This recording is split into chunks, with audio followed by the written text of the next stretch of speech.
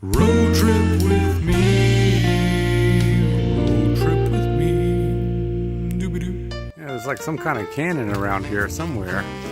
I don't. Oh, there it is. Well, this place is pretty amazing.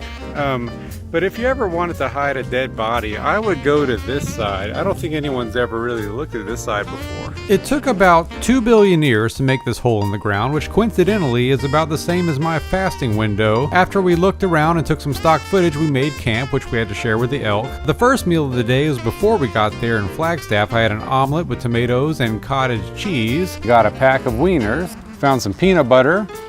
This one says natural, but it still has a little bit of sugar in it. But you know what? I'm on vacation. Mixed nuts, 92% chocolates. That has 2 net carbs, strawberries. And it's okay to have a few strawberries on the keto diet. And for in the morning, I found some cold brew coffee.